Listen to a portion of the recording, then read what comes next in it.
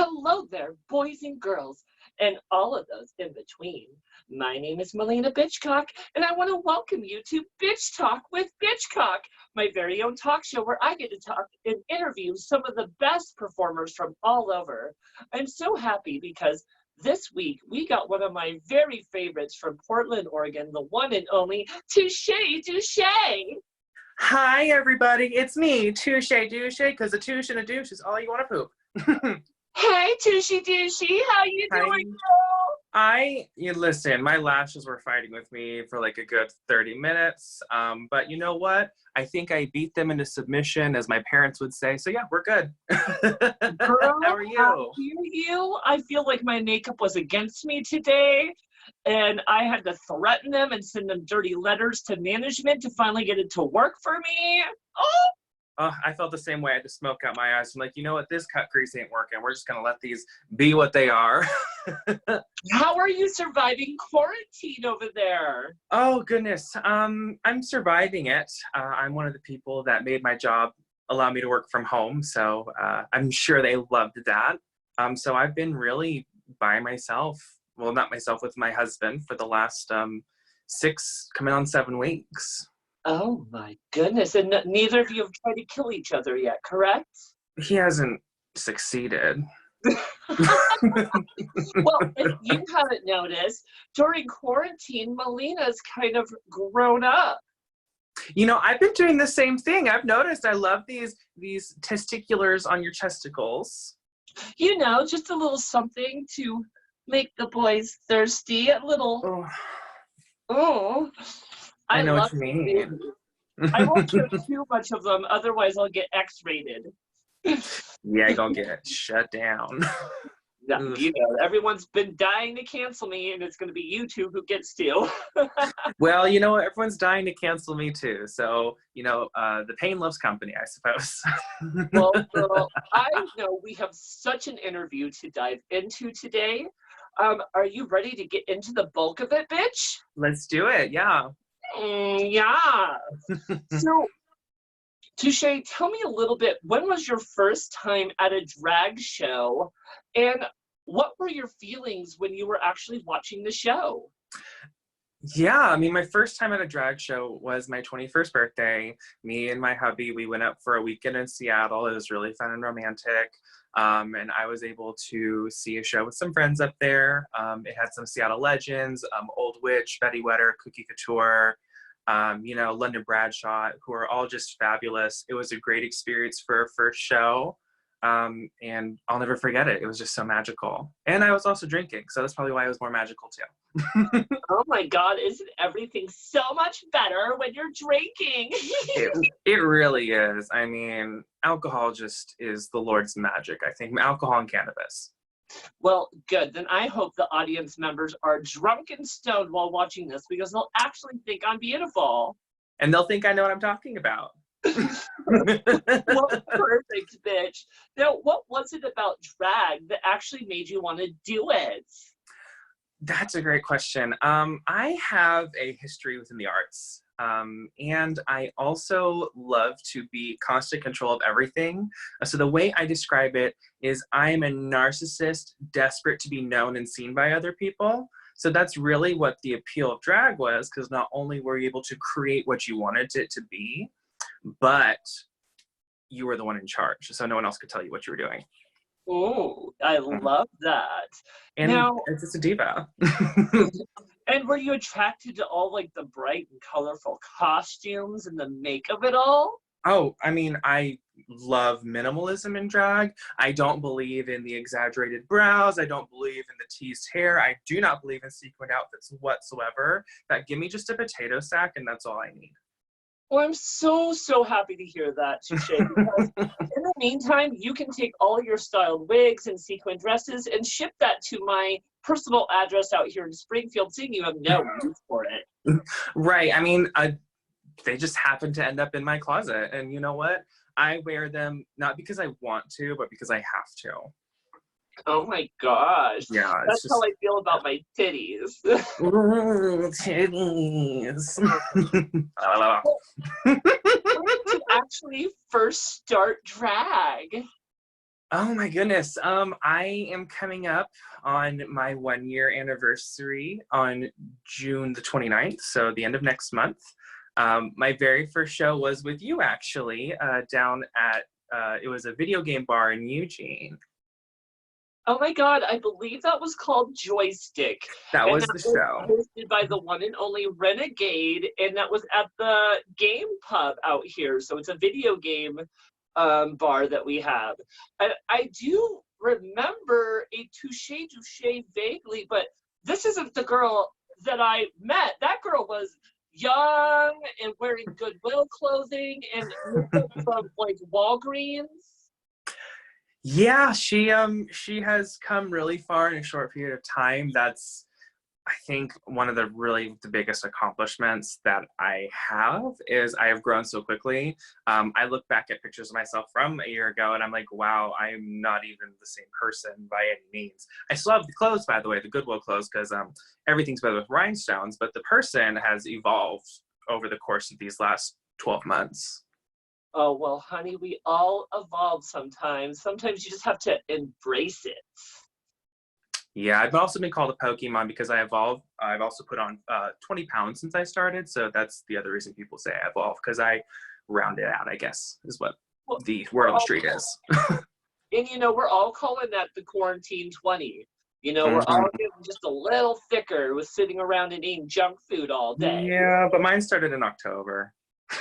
Well, that's why I like to call my titties Big Mac and Whopper because they're the big things that make me juicy. Ooh, I just love anything big and juicy. Mm. So, speaking of big and juicy, tell me how you picked your drag name, Touche Douche. Oh my goodness. So every new queen has their shitty drag name that they pick. Mine started out as Miss Dee Dee Klein was the very first one I came up with because I worked in banking. Like I was a teller and I'm like, oh, this would be cute, like Dee Klein, but Dee Dee. It's a terrible name. Then I'm like, no, Dee Dee sucks. Let me come up with something else. Like, oh my God, I'm such a whiny bitch sometime. Winnie Beach. It's not whiny bitch, but it's close enough for people to think it's funny. So strike two on the names. And then one day, after I was preparing for a invigorating and lustrous activity involving penetration and lubrication and auto mechanics, Ooh. yeah, I was going through the process that all of us who experience this type of interaction do. And I was like, wow, this guy is really going to wreck my tushy. I better get it clean. And then I'm like, wait, touche. Oh, that's cute. Wait a minute. And then it clicked. Touche, douche, because I was douching my tush. So that's where it came from. And that's why all your queen friends like to call you Tushy Douchey. Correct. Yes. Thank you so much, Valerie DeVille, for that. Well, I think that's fabulous. Now, tell us a little bit about the drag character that is Touche Douche. Yeah, she has evolved just as much as I have as a person over the course of time. When I very first started, she was this very flouncy, flowery kind of young girl, but I've evolved into this more of a, not a mature woman, but a what's the word I can use to describe it? She's someone who knows what she's doing and she doesn't put up with bullshit, but she's very pretty while she does it. However, she has another side where she gets dark and cringy and grimy. You'll catch me in, leather and chains. You'll catch me in the middle of a mosh pit at a metal concert. So there's multiple facets to her, but it balances out really well. I love that. We all have our different sides, especially with our drag characters, that, allow us just to kind of show different parts of us. So I Exactly. kind of love that as you've evolved, you're finding those different pieces.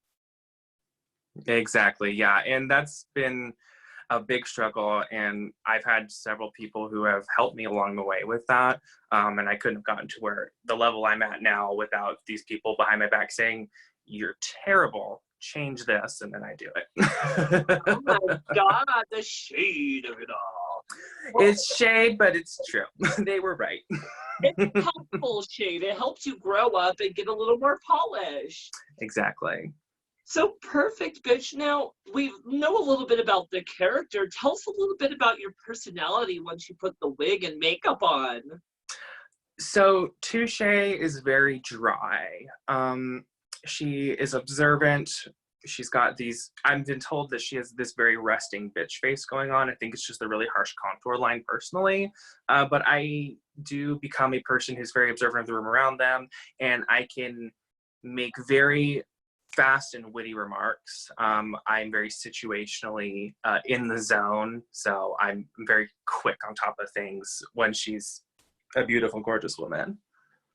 Ooh, I love Especially if that. she's Now, fine. She's quick on top I of it.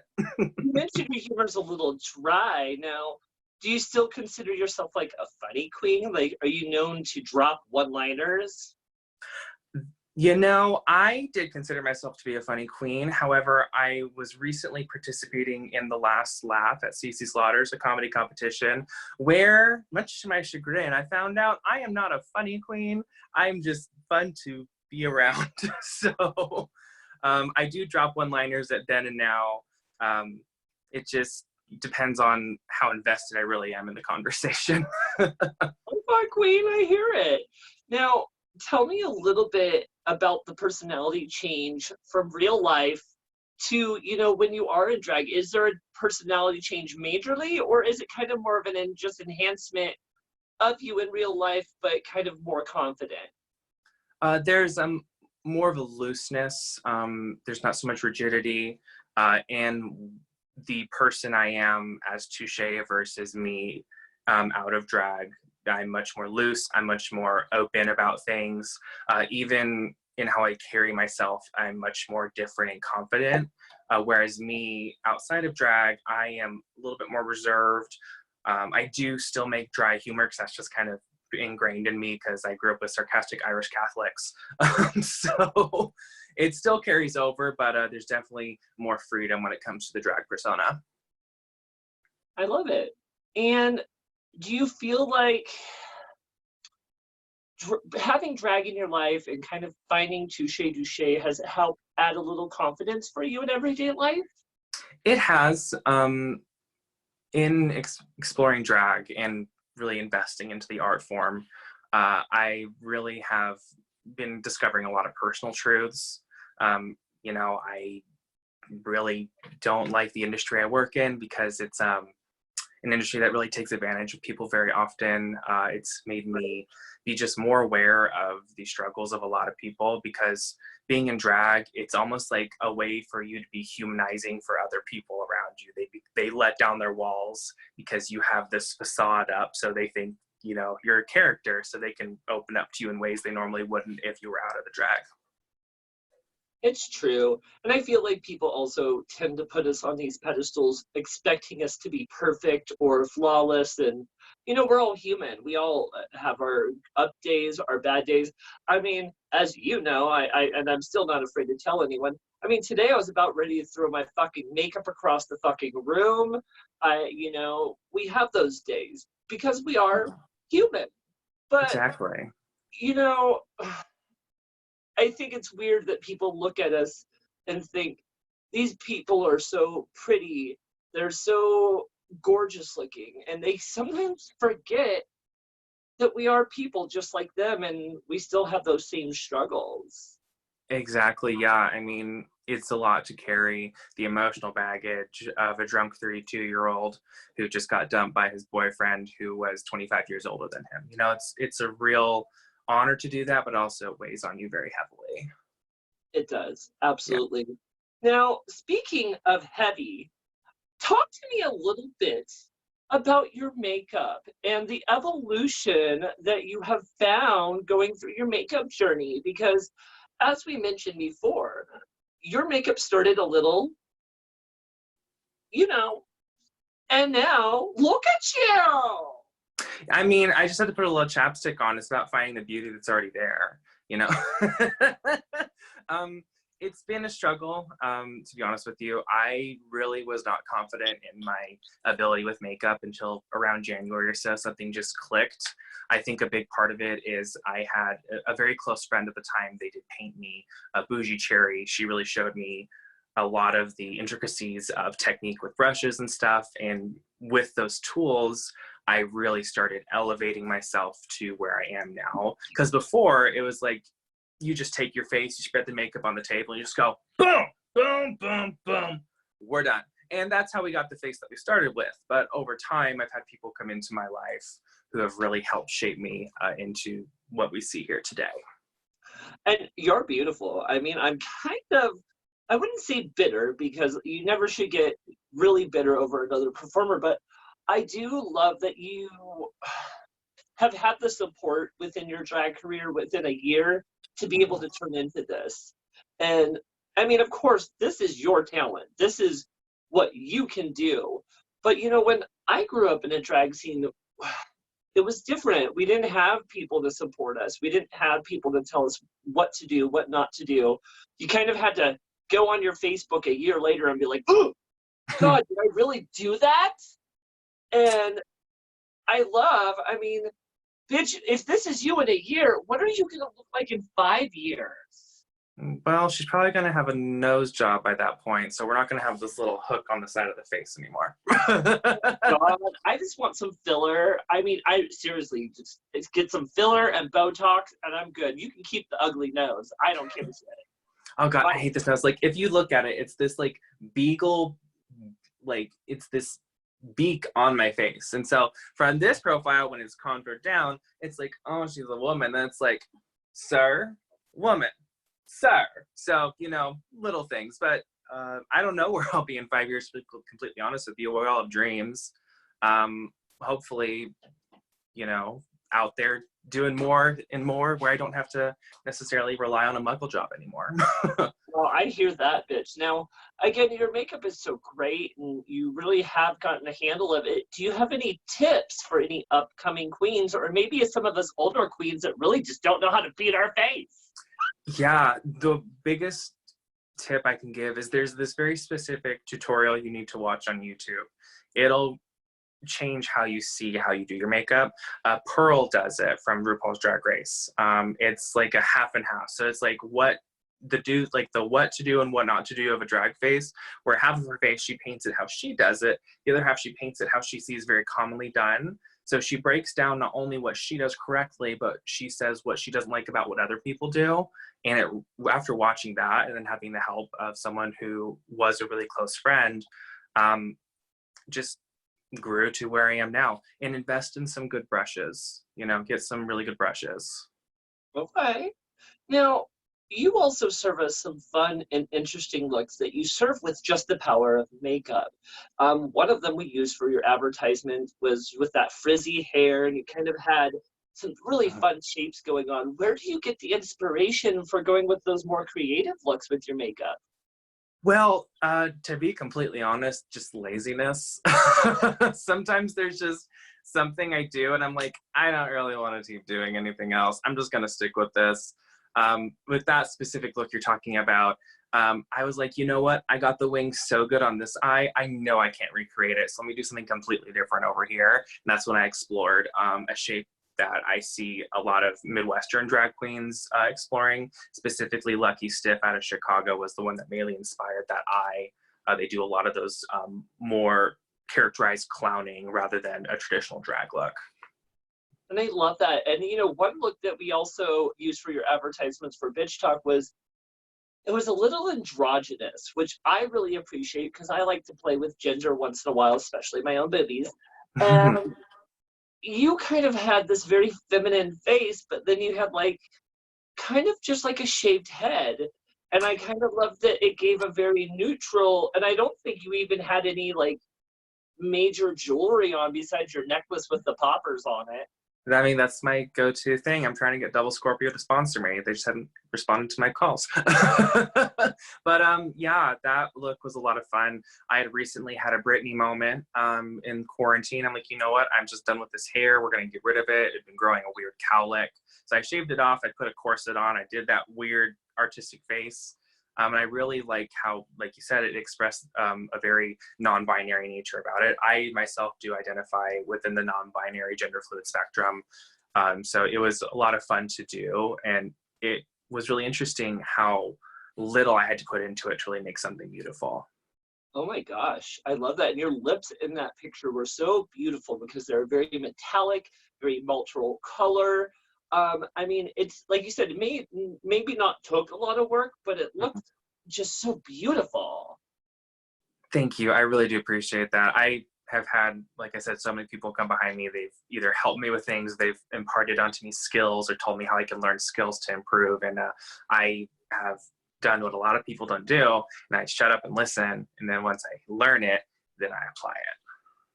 Well, and that's the thing. Sometimes you need to, it's hard to listen to people because sometimes you feel like they're either criticizing you or trying to cut you down, but it's not. I mean, especially a lot of queens, they do want to see you succeed.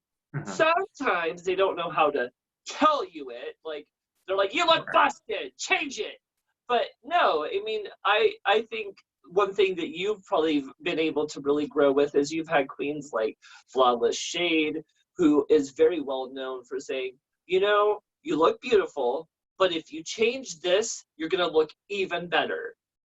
Exactly. Flawless is one of the people who really helped me get my eyebrows down, which is one of the hardest things I've had to deal with, is getting my eyebrow shape right. I just could never get it for the longest time. But it's people like Flawless who really helped me refine.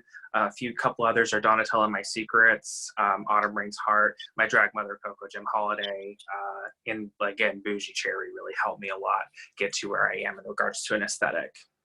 Okay, I get that. Well, speaking of aesthetic, why don't you tell us a little bit about your drag style? Definitely. Goodness, I do.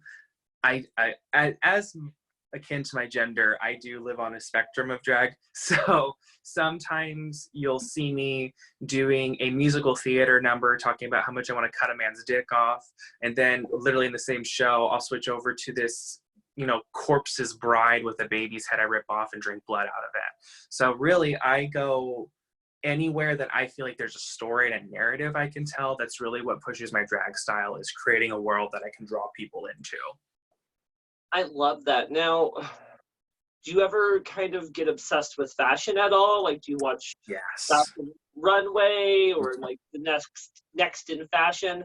Those things that really help kind of push you a certain direction with kind of what you want to do, and then you kind of take it your own. Yes, I'm obsessed with Project Runway.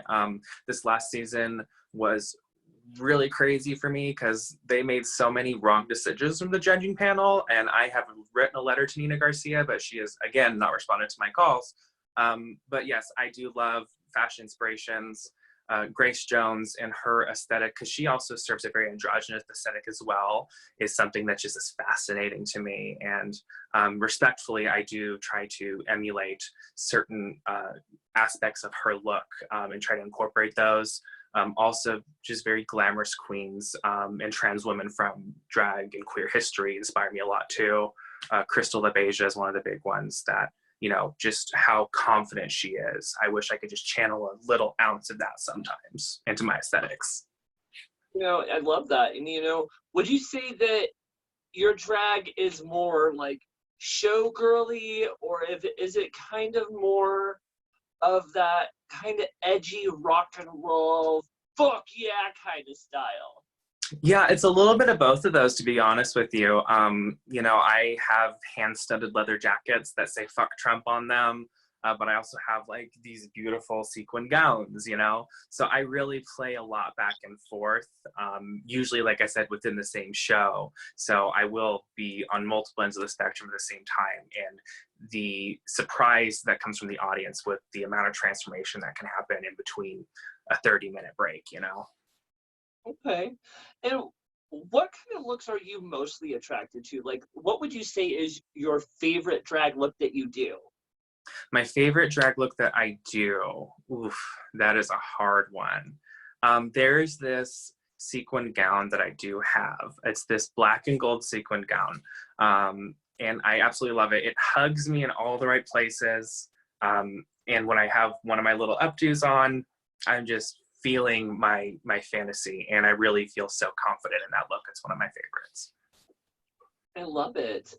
Now, what do you feel like separates you from other queens? I think the fact that I don't put on airs. Because drag lends a lot of confidence to you, and sometimes the confidence lends to arrogance. So a lot of people, especially new entertainers, when they come on the scene, they have a certain attitude about them, which really can set them back for years if they're trying to break into the scene and they say something wrong around the wrong person, you know, because reputation travels. So my biggest thing coming from a background in professional theater is whether you're backstage, you're on stage, you're in the, you know, the booking stages, wherever you're at in the process, you treat it with professionalism and you make it to where it's easy for people to work with you. Because if you don't, then they're not going to hire you again and they're going to tell their friends. It's true. And you know, people, especially the newer queens, forget this is a job first and foremost. Right. This isn't just dress up time where you get to drink for free and get paid for nothing. You need to earn your way. You need to build your name. You need to show people that you're serious. And, you know, it is sometimes frustrating when they're like, well, I don't understand why you get paid $80 and I'm only getting a $25 cover, or I'm working for tips. I'm like, bitch, how long have you been performing? Well, Right. I've been performing a whole fucking year. And I'm like, bitch, I've been doing this 15 years. You know, sometimes you just need to settle down and really work on yourself, because eventually you're going to get there. And eventually you're going to be able to be like, I'm making the thousands of dollars, but you can't push it too quickly. Sometimes you just have to be patient and allow yourself that time to grow, because if you're only pushing yourself to get the gigs, to get the money over other girls, you're not really doing it truly to please yourself. And then in the long run, you're gonna really kind of find an unhappiness with drag. Yeah, and that's what so many people don't understand, and that's why a lot of people see new queens as fatty, so they don't really take them seriously because they're getting into it for the quick glamour. And drag can be very quick and glamorous. You can get that little boost of, you know, your ego by coming out in a dress you bought from Fashion Nova and a wig that you just threw around a little bit like Lady Gaga can do, which I stand Gaga for being able to wear a non-style wig. It's fantastic. But it's really hard to see new people just struggle either because they don't know or they think they do and they know wrong.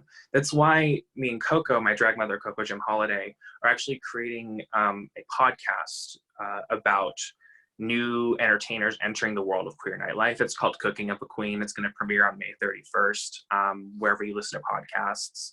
And it's a 10-week series where each week we go into a different thing that Coco has learned over the course of time. And I have learned over the brief period that I've been doing this. Well, absolutely. And we'll definitely talk about your podcast a little further in the interview. That's a little later. Right now, I do want to focus a little bit of what we're going to expect from you on stage. Now, you really know how to put on a show. Now, what is the audience to expect from your performances? Well, they're going to expect a lot of walking around because I have not been blessed with the gift of rhythm. As you can see by the way I can't even say rhythm right. But no, there's a lot of characterization. As I said, I create a world I want to draw people into, so I become very engaged with facial expressions. I really interact with my audience. And I try to have as many stunts wardrobe-wise as I can available to me to keep people coming back in for more. I get that. And a little birdie told me that Touche likes to get quite sexual on stage. Is that true? That is very true. For a while, majority of my numbers consisted of me stripping and masturbating for the first few shows I had. But over the course of time, I found a way to really incorporate the sexiness and the entertainment behind that to where it can be more of a show for people rather than, oh, this bitch doesn't know what she's doing, so she's just taking her clothes off. It becomes an experience for people to enjoy. And I do have a lot of lingerie and harnesses and whips and chains. Well, I know nothing about wanting to be sexual at all. Oh. Oh, Sorry, I these got new titties. I just want to titties. go. Oh, here. Oh. There we go. You know, you get new titties, and I swear it turns you into a whole new woman. I swear I was putting on my titties and getting the rest of my makeup on, and I'm singing, a whole new woman. Get it. I can't wait for the mix. Get it, queen. So, what would you say is the craziest thing you've actually ever done on stage? Oh, goodness. The craziest thing I've ever done on stage. So, referencing a number I briefly talked about earlier, I have this My Chemical Romance number I do called It's Mama by from their Welcome to the Black Parade album. And those who are familiar with the song, it's basically talking about how we've disappointed our mothers and we're all going to hell. So I become this corpse of a woman who's wrapped in this like linen rope covered dress with holes and bloodstains on it. And I have this charred baby doll that I personally charred it myself with a combination of cooking oil, vodka, and fire, because you can't char things without fire. So I have this doll, and I'm just this basically zombie woman wandering around on stage, just crying about everything I've lost with my child. Where at the very end of the number, it gets to a point where I rip the child's head off and I have fake blood in it. So I pour it in my mouth and I finish the rest of the lip sync with this blood dripping all over me. Oh Yeah, my it's God. a journey, but it's a very enthralling number. I've had many people who come up to me after shows when they see it, because I don't do it very often. It makes a big mess and it ruins my face. They're like, that's something I would never expect. It was very creative, it was very artistic, and I just love it. And I really love to get that feedback because it means I'm doing something right. Well, I think that's fantastic. Now, Touche, tell me a little bit. You mentioned that you do crazy things like ripping the heads off of babies and covering yourself in blood. Would you consider yourself a drag monster at all? I wouldn't say that I am a drag monster. I say there's a drag monster that lives inside of all of us. I'm just someone who is willing to go there. And that's the thing about drag monsters and, you know, spook queens and whore and filth queens, is there's a level of the personality that you have to get to be willing to put yourself out to the point where you are covered in blood, or you literally dump a bag of garbage on your head, or you go through and you cut yourself with an X-Acto knife. There has to be a very deep connection within your psyche. So a lot of people are afraid to go there. I think I'm someone who bridges the world very well, where I can bring the audience in without scaring them off, which does happen more often when people get a spook or a filth or a horror number without necessarily being prepared for it. And when you are planning a number like that, where you know it's going to shake some boats and be a little edgy, how do you kind of plan it with knowing if it's going too far or if it's just rocking the boat enough? You know, I just have this, I don't know what it is. It's just a natural ability, like an inner sense. I think it comes from having a childhood where I had to police myself a lot. So I became very in tune with how people perceive me and what I do around me. So that ability really plays into me being able to plan out these numbers and see, you know what, maybe this is going too far for superstar divas, but you know what, it might be just fine for the show called Glam Rock, you know? So it really is just about finding that balance. I seem to be pretty good at doing that. I love that. Now, you've done some crazy things on stage. Do you ever bring comedy to the stage for your performances? Yes, I do. As I said, I did participate in the Last Laugh that Valerie DeVille is putting on at CC Slaughter's as a competitor. And that is notoriously a comedy competition. Now, the contestants, if they're actually funny, is yet to be seen. However, with my audition number, I was Martha Stewart, and I was giving everyone a tutorial on how to baste and stuff a turkey. Yeah, and there was a lot of basting, there was a lot of stuffing, and Ooh. I would say, based on the reactions, it was a rather amusing show. Can I be the turkey? Sounds like I mean, if you want, just give me a call. I know a guy who can get you right and ready for it. Oh my gosh. Well, what is your humor like on stage? You already mentioned that Touche's a little dry with her humor, but like when you're on stage, either on the microphone or during a performance, how does your humor translate? Oh, I use an old fairy rhyme that my parents would tell me very often, and it goes like this: when she's good, she's very good, but when she's bad, she's horrid. And that is how I describe my relationship with comedy and humor on stage. Either it goes over beautifully and everyone is rolling off their seats, or I get zero reaction and I just get dead stares for people wanting me to get off the stage. Oh my God, and that's the worst. You know, nothing is scarier when you're hosting a show and talking on the microphone and you think you're telling a funny ass joke and it's just crickets. And you're like, well, that was awkward. Now, how are you? That's usually when you should tell them, maybe y'all should go drink some more so you think I'm funny. It's true. They don't like that either.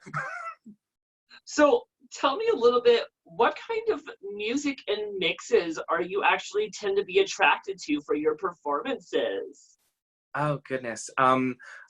I love classic drag numbers. So I love to bring a classic drag piece that many people, you know, reputably do as a drag queen, whether it's Whitney Houston, Cyndi Lauper, Reba, all these classic divas that we have worshipped for decades.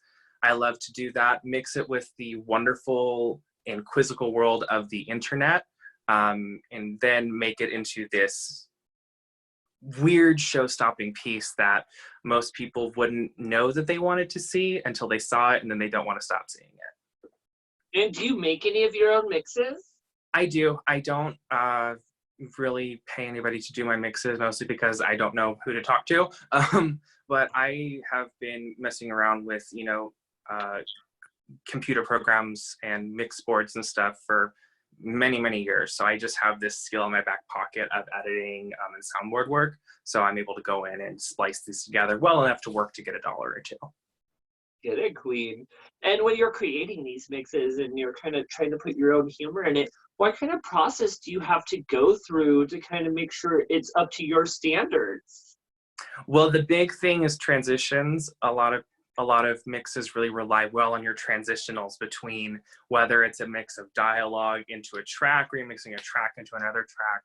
You really have to have that transitional piece and sound effect that will bring the piece together so that it flows properly and people aren't, you know, shocked and confused when you go from Whitney Houston to a YouTube clip of James Charles crying and then you switch it over to Alaska singing about anus, you know. You really have to find a way to blend those together, and it's difficult sometimes. And again, when she's good, she's very good. When she's bad, she's horrid. Sounds like my makeup. Me too. Well, you know, one thing that you mentioned earlier in the interview, Touche, was, you know, you have evolved very quickly within your drag career. You've only been doing drag about a year. And you mentioned one reason you were able to evolve so quickly is you've had several queens who've helped you along the way. One of them who's helped you so much, it's really helped get you to the point where you are. And she's such a big part of your life. In fact, you like to call her mommy. I'm sorry, I had a moment. I blacked out for a second there. I'm so sorry. Well, tell me a little bit about your drag mother, Coco Gemma Holiday, and your relationship as a drag mother and drag daughter. Oh my goodness. The way I describe my and Coco's relationship is a raccoon digging in a dumpster where Coco is the raccoon and I am the dumpster. She is literally sifting through garbage in order to find something that's at least consumable within the mess. Oh my God. Well, you're not a messy queen in my eyes. I feel like you really have a direct image, what you want to look like, how you want to present yourself. So I don't know why you're calling yourself a dumpster whore. Oh, because there's some pictures that happen after gigs where you realize, oh, this person is garbage trash because mama ho.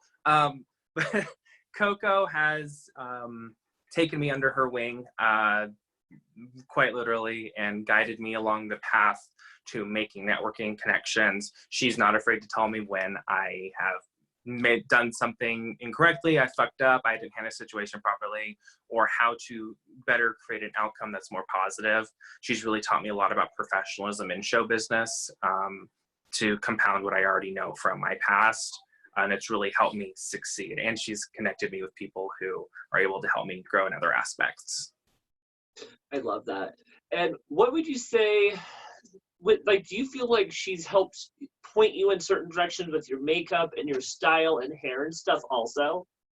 Yes. So she never does it in public. We're always either in a close group of friends where it's trusted, or it's just us one-on-one. But she'll be very, very candid. She'll be like, listen, I love what you did here, but you need to fix this because this is a problem and it looks terrible. And then she'll even go as far to say, this is what you need to do to fix that, or try something different and explore it.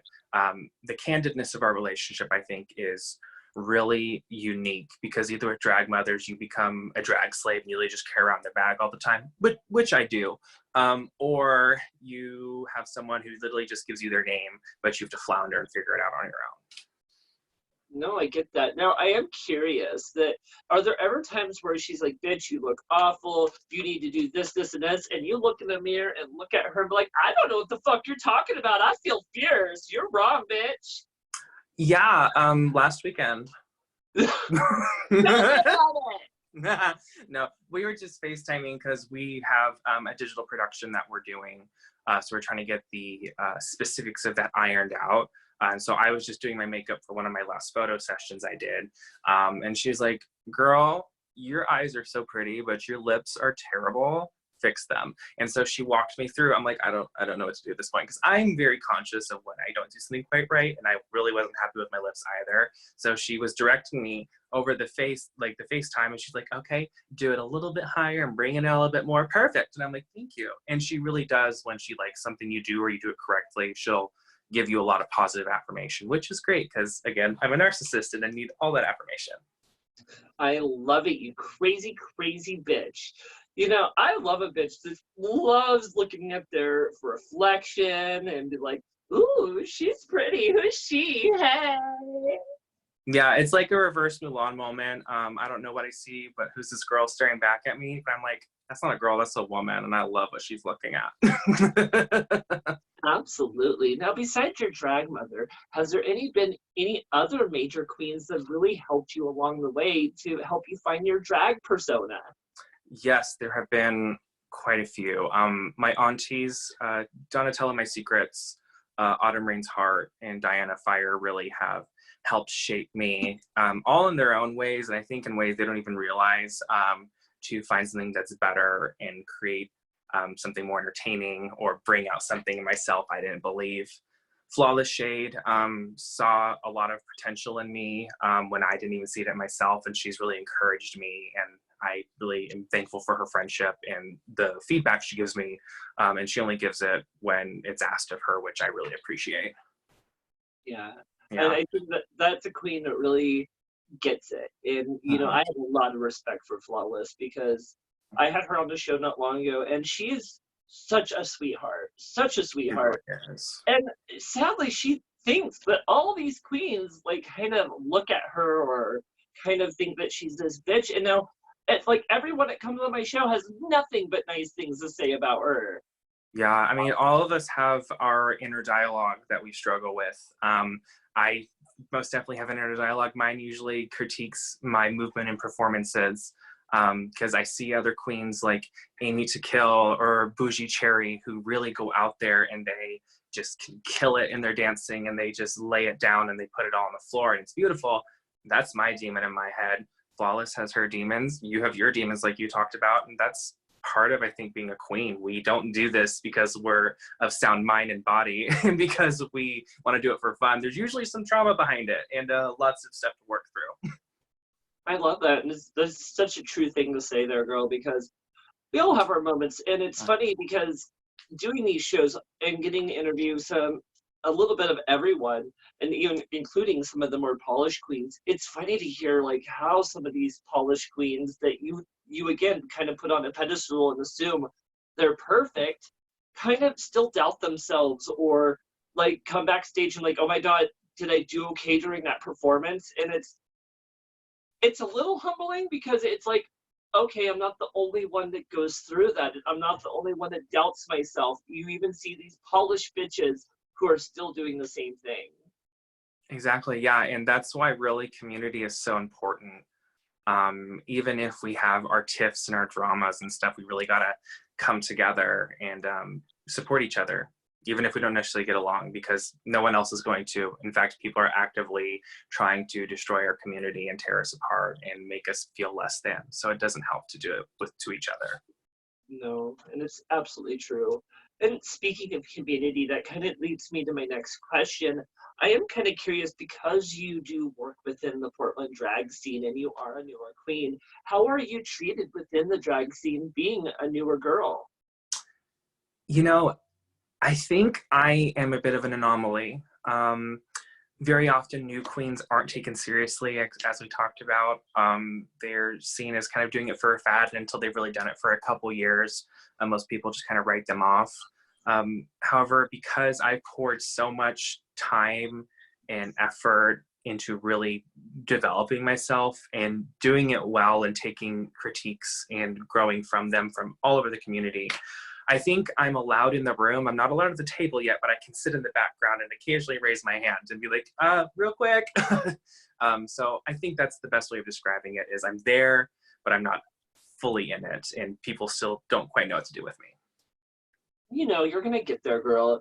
I think, especially with newer queens, people are kind of just hesitant, especially when they see that growth, because especially as older queens, it took us a lot longer for us to kind of find ourselves where we didn't have the same platforms like YouTube, Drag Race, and even fellow queens to really help push us along the way and help us find ourselves. So just stay strong because, you know, you're a fabulous bitch. And if this is you a year in, you're going to have so much offer the performer world to, you know, so this is why we should really uplift each other because kind of pushing people to be their 100% will almost allow them to push other people and then they will push other people and it's kind of a never-ending chain of uplifting each other. Exactly. And you see so many scenes around the country have adopted that kind of a mindset. And I think that's an aspect of at least Portland, I can't speak for the whole Pacific Northwest, that is a little behind on, is that there's still a lot of tearing down and passive aggressiveness and just an insecurity in regards to people's statuses within the community. I think it's something that's changing with an influx of new entertainers as well as more and more public media being brought into the drag world to see what it is so we can have that confidence and grow. Yeah. And you know, things are getting better. We're becoming more mainstream. But as we become mainstream, I feel like we're also slightly being taken advantage of. Yeah, I mean, you see it happen throughout at least the last 100 years or so. Most specifically with ball culture and Madonna, you know, she wrote the song Vogue and it really shed a light on the ballroom scene within New York and the queer worlds where POC transgendered individuals created this entire art form that spoke to their heritage and their oppression and their rejection. And it was capitalized on and no one really gave back other than hiring a couple of dancers, you know, to perform it. So that's how voguing came into, you know, the heteronormative world. And I think that's sort of happening too with the mainstreaming of drag. But there's a balance that people are striking where we are standing up for ourselves more now, I think, versus when they were in the 80s when people were in the middle of a pandemic as well as just being taken advantage of. So it's growing. It's just learning from our mistakes in the past and the mistakes that people have made for us and growing. And it makes sense. We just kind of have to find our voices. You know, a lot of us drag performers, we're so desperate to perform and to kind of feel important and feel part of the club that sometimes we'll take any money that's thrown at us, even though we know that we're worth much more. Now tell me, do you ever have an issue with how you feel like the drag performers are sometimes treated by their own community or maybe the own venues that support them? I really do. I come from professional theater, so there's a very different standard. There's unions, there's several groups of people that come together, public and private, to ensure that entertainers and performers within that are treated fairly. That doesn't happen within the drag world, mostly because I think for so long we have been fed that we are garbage and literally what we do doesn't have value or matter. But the reality is, if we were like, I use this comparison because Coco taught this to me and it's really interesting. If we were a band and we had instruments, we'd be making at least $1,000 coming in that door, even if nobody showed up. That's true. But because we don't have instruments, we're not traditionally what people consider to be entertainment, especially in nightlife venues. It really pushes for people to take advantage, especially in queer spaces. It's been happening for as long as, modern drag has existed. Queer bars have just let us twirl on stage because they think it's, how do I put it? They're doing us a favor, And they're not. It's you're not doing us a favor by,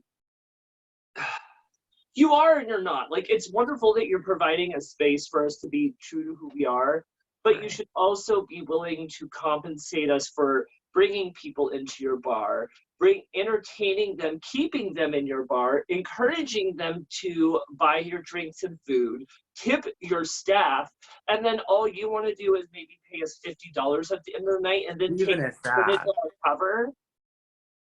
Yeah, I even mean, at that. I mean, because I have a business background as well in what I currently do for work.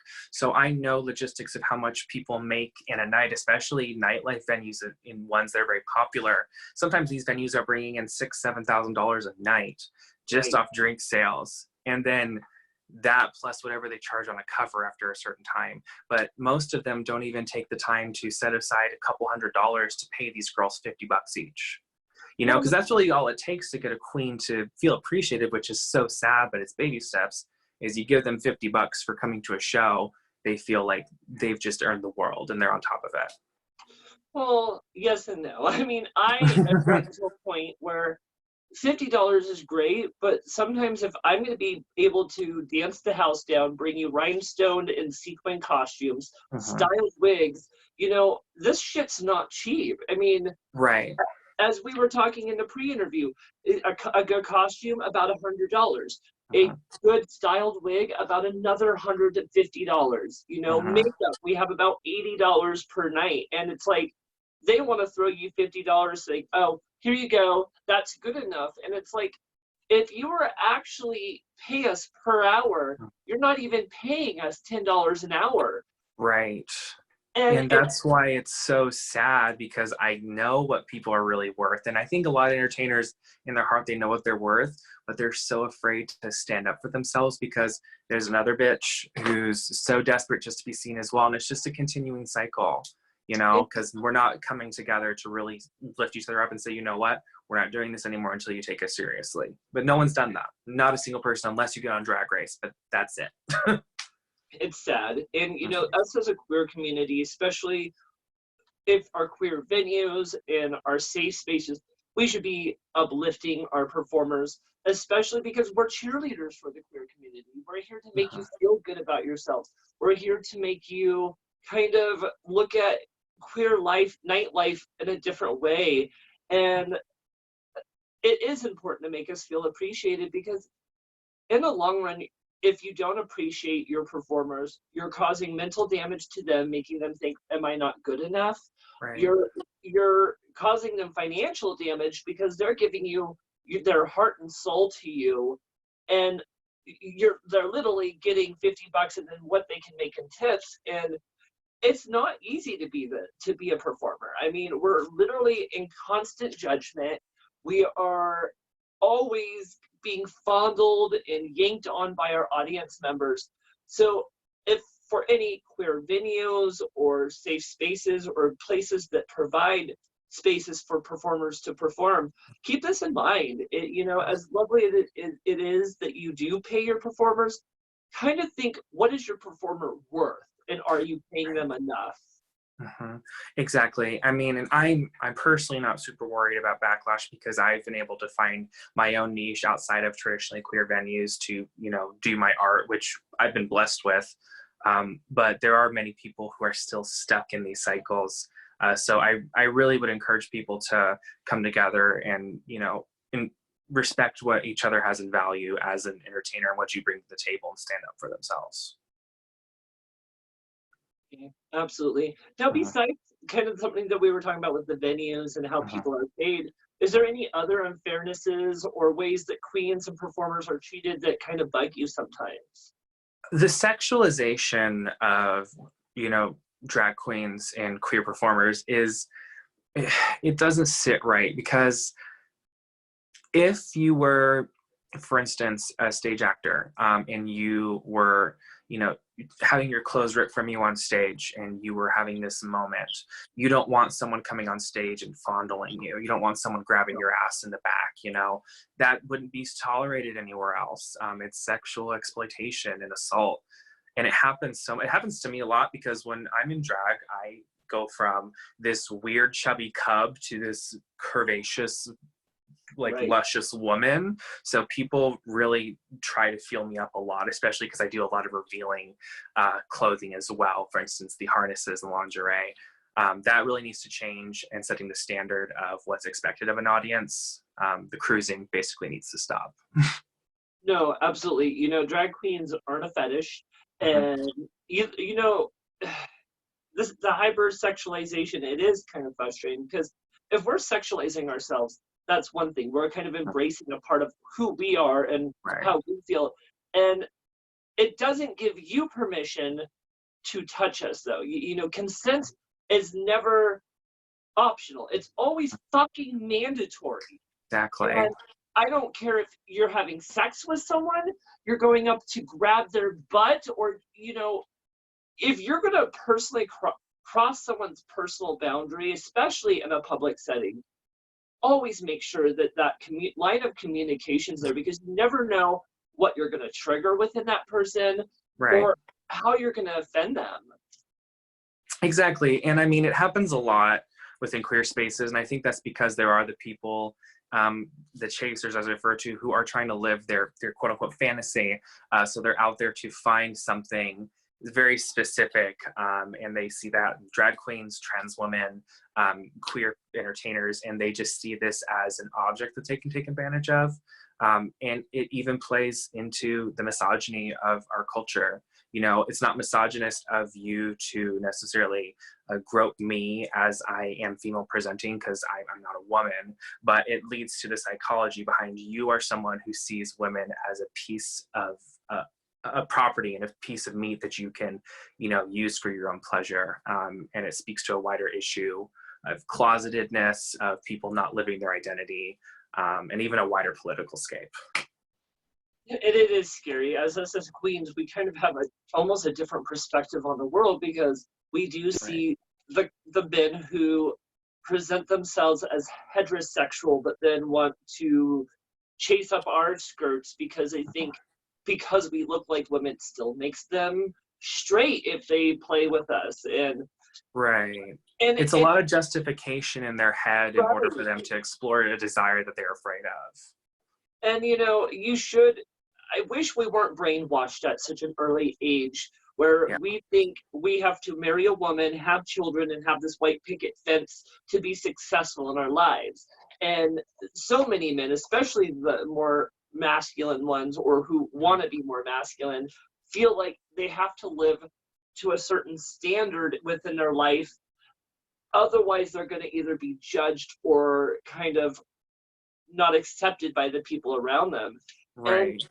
I really wish, just this is me, that Mhm. we could live in a world where you could just love who you want to love and there's no judgment behind it. Yeah, I totally get that. I was supposed to be one of those people who buried it, got married, you know, lived the picket fence life. Like if I did what I was supposed to do in my life according to the world I was raised within, I would already be married and be on baby number two. That's the reality of the world that I grew up in and the world that I was supposed to live inside of, but I had some very, supportive people who saw who I was from a very young age and took me under their wing. And they really saved me, from living authentically to the point where I'm this, cuck in their middle age who's just, going around and, sleeping on their wife and, just getting it whenever they can when they're not looking. So it's really sad because this sort of behavior and mindset isn't going away. It's really bearing down and getting worse. And there's a lot more people who are like me who have gone in and succumbed. And it's really sad to see. Yeah. Now, we've talked about a lot of issues that we have to face as drag performers. Now, you've mentioned that you are wanting to start producing shows and creating some of your own spaces and your own events. What kind of changes are you hoping to make by producing some of your own shows? What I'm trying to do with producing is to set a standard, because there is really no standard other than appearance and performance. A standard of professionalism hasn't been created within local queer communities and especially queer artists. So I've, before all of quarantine happened, I was working with several production companies and several other entertainers in the area to really bring together some queer events and parties where not only were people in a safe place to have a good time, but the entertainment and the talent were taken care of and they were properly compensated. I actually had a show that was supposed to happen tonight of all nights, which is ironic, that I was producing. Really? So this was going to be the premiere of Trash After Hours, was supposed to be tonight. And I was so excited. We had our photo shoot set up.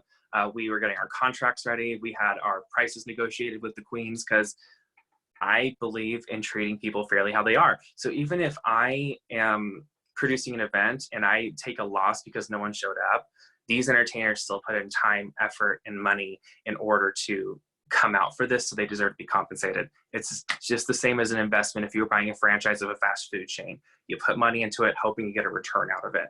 And that's what people need to treat it as. They don't. Right. Absolutely.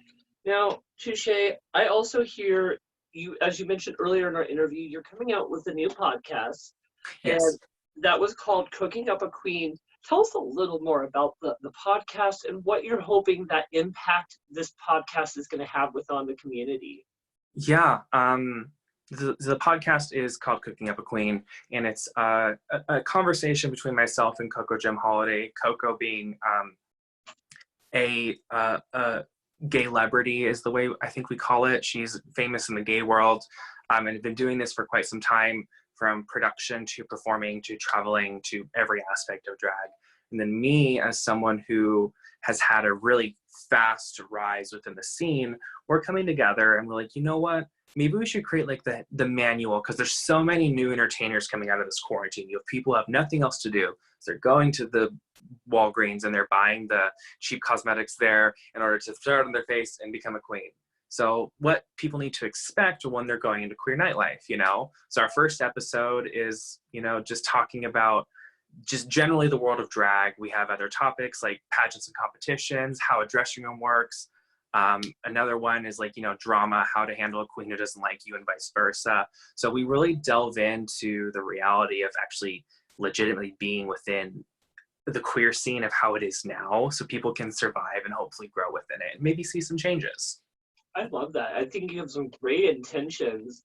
Now, are you ever hoping to bring guests on and kind of speak about different experiences within the community? Actually, yes. So it's not like a podcast that's running indefinitely. We're only doing 10 episodes. So each episode has been already planned out and we've started recording them. We're going to release the first one on May the 31st, which is next Sunday. Which we're very excited about. But we are bringing on some special guests. One I'm really excited about because she is such an interesting person, is Valerie DeVille. And we're bringing her on specifically to talk about competitions, pageants, and also just how to deal with the queer world and creating a niche for yourself. So I'm really, really excited to bring Valerie on board to really sit down and talk about that, because she's been either in or organized or won just about every major title or competition in Portland. So yeah, I mean, she's organized The Last Laugh, which has been a comedy competition going on for the last 3 years. She won Elite Queen last year, which is, the pageant at CC's. She's been Miss Sweetheart here in Portland, and she's done just about everything else. I can't even count them all. There's so many. Well, I love it. Now, if you ever want a queen to talk about the struggles of like performing in a small town for maybe in future episodes, Right. let the Bitchcock know, because I did drag for 13 years in Medford, Oregon. Oh, geez. Wow, I'm so sorry. Girl, don't be sorry. It's helped develop me as strong as a bitch as I am today, because I could tell you stories from times where I was walking down the street and someone pulled a gun on me in drag. I've had circumstances where I've had children run up to me at 13 years old crying and telling me how much being in drag in public has made them feel in touch with themselves and has inspired them to talk to their parents about who they are. I've had the positive and the negative working in a small town that's not used to what we do. So again, I do feel like that would be something great to talk eventually on your podcast. Again, you're only doing 10 episodes, you're all planned out, I get it. But well, if eventually, it's not confirmed, but if the show gets a good response, we'll see about maybe something down the road more on a regular basis, because podcasting is fun, and as someone out, and if anyone has caught on at this point, I like to hear myself talk, so it's a lot of fun. Me too. If you can't tell, I have a whole talk show. Oh my, is that what this is? I thought this was an audition couch. Oh my god. Oh my god, does that mean I'm gonna get lucky? Yes. It's milking season. So I love milking season. All the bulls. So is it mostly you and Coco who is doing the podcast, correct? Correct. Yeah. So we're doing the entire podcast. We're producing, editing, advertising, all of it. We are, having some really exciting partnerships coming up here soon. I don't want to reveal them because there are some people who I think would like to announce it themselves. But we're really pushing to get this out there, get as many people engaged as possible. So we're hoping it's a lot of fun, and we're looking for advertisers. So if you will have some drag skill, or you have upcoming events, or you have a small business that you want to advertise or promote, it doesn't necessarily have to be drag related, but we'd love to talk with people about sponsorships in order to feature more local businesses and places people can go that are queer friendly. Absolutely. I think that's fucking wonderful what you're doing. In fact, how can people listen or support your new podcast then? Definitely. So you're going to want to search for Cooking Up a Queen. We are producing it on all platforms. So if you have Apple Podcasts, just go to your podcast app and Google Cooking Up a Queen. Spotify, Stitcher, all of them, I believe.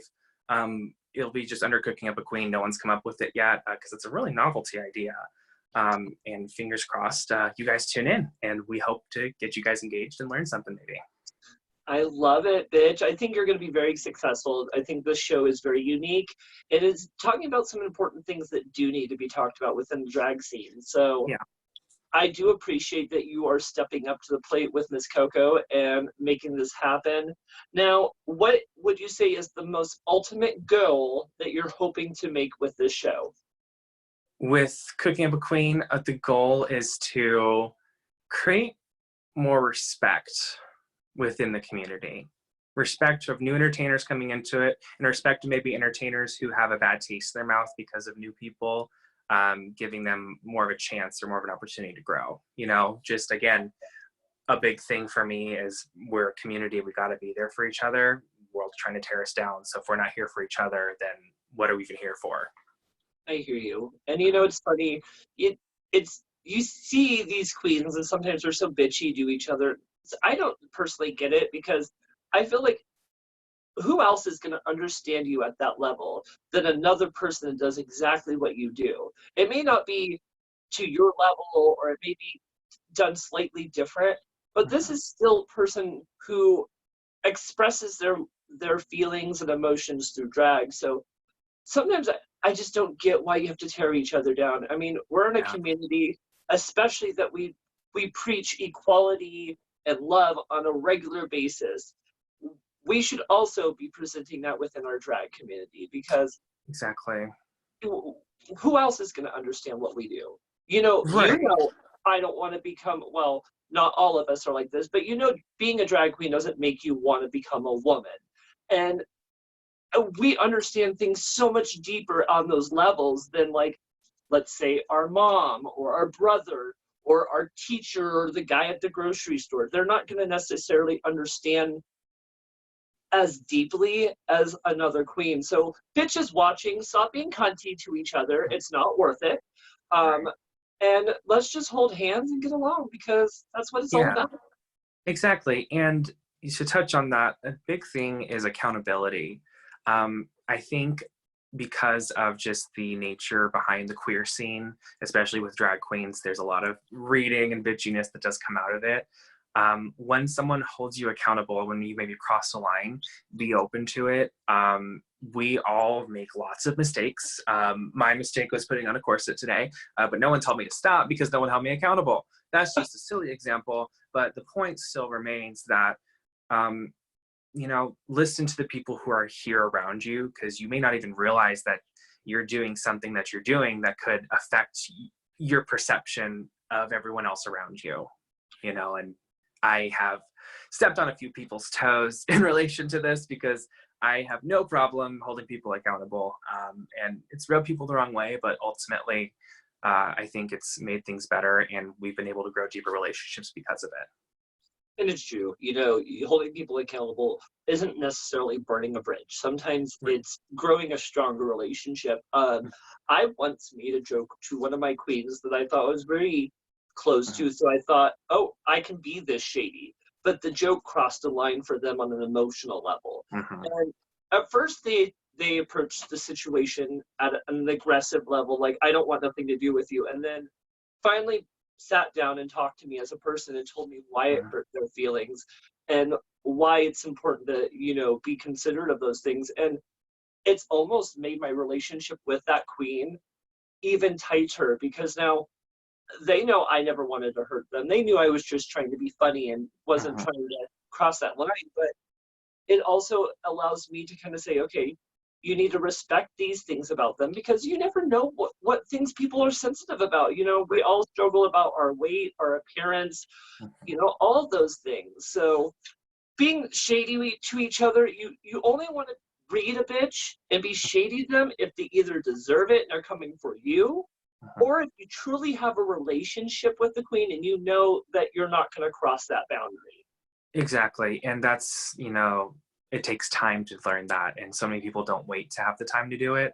And that's where people do really burn bridges and build reputation and ruin relationships. Absolutely. Now, girl, tell Mm-hmm. me a little bit about a show that you are part of that you like to call glam rock. I hear it's a little bit different from your average drag show. Yes. So glam rock is a show. It's cross platforms. So it started as an idea where punk bands and drag queens would perform together in a very kind of underground sort of show. I was, blessed to have friends who were the ones who came up with the idea and produced it. Donatella, My Secrets, and Maria Wanderlust is wonderful people who have brought it together. She goes by Wolverine, so if you guys want to find her, it's Wolverine is the name. They're both amazing entertainers. I love what they do. And they approached me because they know I do this edgier side of drag, and we all came together to create this really fun, eclectic show where we were lip syncing with the bands. We were doing solo performances. Some of us were singing with the bands. It was just a really fun night that was inclusive of both queer people and more considered heteronormative. And it was a lot of fun. And it was supposed to start touring. But again, COVID, shut everything down. It went boop. No. So I'm really hoping this show comes back because it's very unique, and I think it plays to an audience that most people wouldn't even consider trying to get into. I love that. And, I kind of love the alternative audiences. When I started my drag persona in Southern Oregon, one of the most accepting scenes that was separate from like the drag scene was the punk rock scene. So Yeah. if I wanted to kind of come out and just be a drag and just kind of come out to a bar, I would kind of go to those more punk scenes because, for one, they knew who I was because I was very well known within the punk rock scene. I had my own, actually, interesting fact for you is I had my own talk show on the rock station on the radio show called, sorry about it, Bitch Talk with Bitchcock. Okay. I see where the inspiration came from. Well, it was its original raw form, where actually it's where I got to interview Peaches Christ. I love her. I do too. She's my idol, and I got to interview like the Caravan of Glam and several other amazing drag people. It was kind of the direction I wanted to take with Bitchcock, but then it kind of the producers and people are like, I want this to be like the Howard Stern late night talk show where you're the raunchy drag queen and talking, saying nasty shit. I love that. Yeah, and then it eventually got us canceled. Yeah, that's usually how it goes.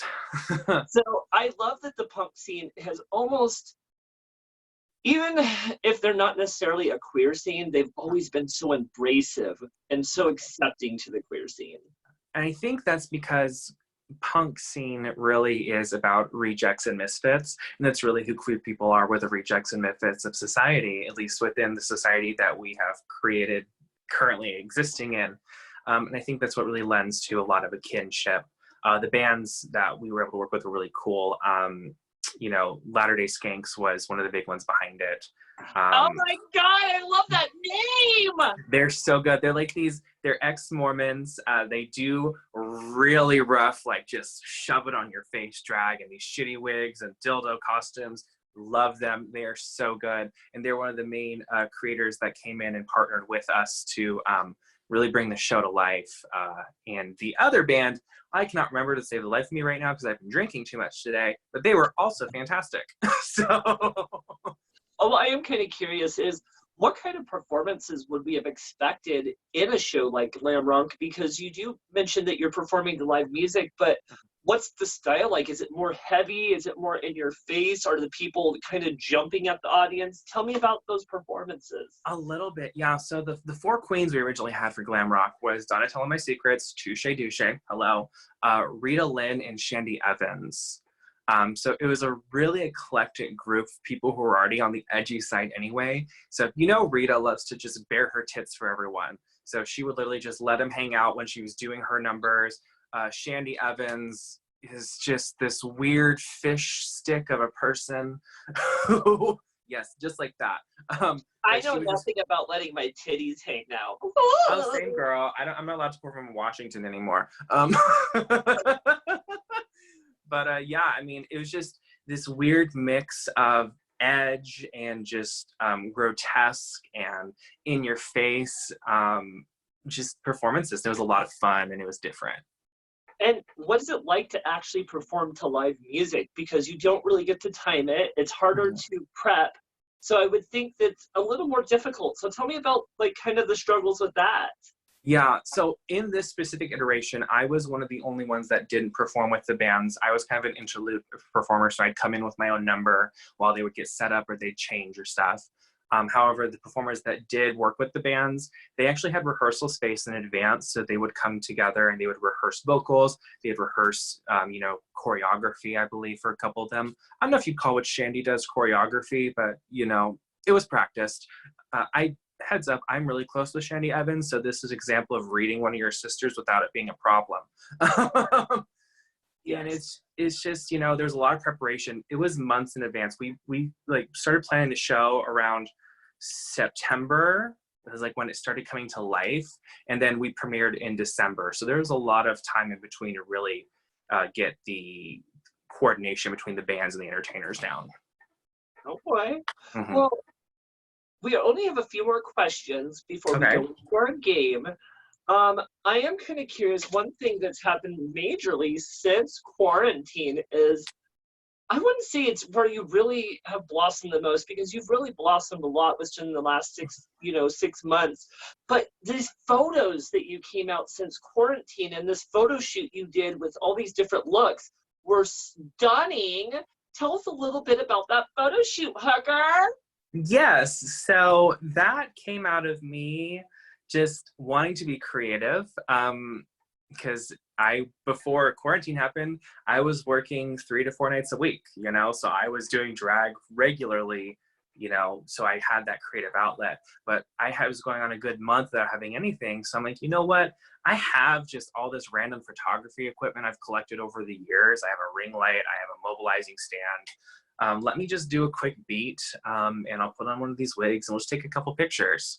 And it just kept evolving from there. And now I've done, I think, 4 sets of the photos, and each one was inspired by like different moods. Like the first one was just almost like a reminiscence. I had that sculpted white updo and the classic gloves and that very filtered look of like a classic beauty. Like, yeah.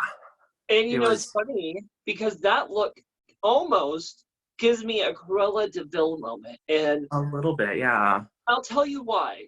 Because you have the beautiful sculpted hair and then the glasses, and then you're having like the red leather gloves, which always reminds me of something that my drag sister says. She says if she ever had a Cruella de Vil moment, she never understood why Cruella wanted the furs when you could get gloves made out of the lining of puppy lips. Think of how soft that would be. Ooh, yeah, that's really demonic, but I love the point. But that's what that image of you like kind of holding the glove and the hair, it's like you just skinned those puppy lips and just made yourself some fresh gloves. Yeah, I mean, I was channeling a lot of frustration from that one, and Cruella de Vil notoriously has an anger management problem. So I'm glad the energy came across in the images. But yeah, they've all been inspired like by different moods. Like that one was a lot of frustration of what we'd lost. The one following was just me struggling with my queerness, especially in being isolation from their community, which was the very androgynous look. And then following that, it just transitioned more into artistic expression, and I was seeing hopefulness. So that's why it became more colorful and bloomed and incorporated more elements into them. And I will say this, and this isn't bullshit because I really don't play bullshit. I just say what's on my heart. I find you a little inspirational. And this is why. You don't have an ego. You really are humble. Even doing the pre-interview, Touche, you are such a fucking kind person. You're the kind of queen I would want to hang out with and get to know and have a sisterhood relationship with, because you really get what drag is about. And yes, it's about uplifting ourselves, stroking our egos a little bit, but it's also about forming community and forming sisterhood. And the fact that you see that more positive side in life, even though you recognize kind of the negativity that goes along with it, it inspires me, because being young, especially coming into these scenes, it's easy to focus on the negative, saying, well, this is happening and this is happening and fuck this, I want nothing to do with it. But instead, you're saying, well, this is happening, this is happening, this is happening, but at the same time, you can do this, this, and this to make it better. And that's what we need more of. We need more queens that want to make those changes, who want to fight for other queens, and simply know that if you're just nice and uplifting, you're going to make a better community for all of us.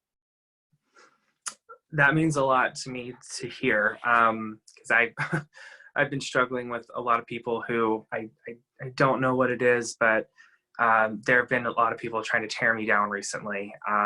Really? So that means a lot to me to hear you say that. Well, honey, I'm sorry to hear that. And God, fuck, I don't even know why I'm being emotional. I'm sorry. Okay. I've struggled myself with being picked on or not taken seriously. And the worst thing is when you do tell people that you've done this 15 years and they look at you and they're like, you're doing this 15 years, why do you still look like this? And it's like, I like more queens like you who's like, I've done this a year, you've done this 15 years, and we're both just as valid.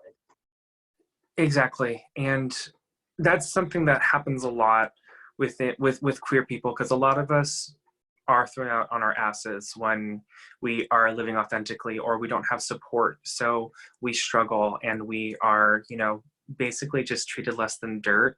So when we do find that one thing that we're good at, that niche, we latch onto it and we are like vehemently aggressively defensive of what they have. And it's, I was lucky enough to find someone that kept me from having to struggle as much as I would have struggled.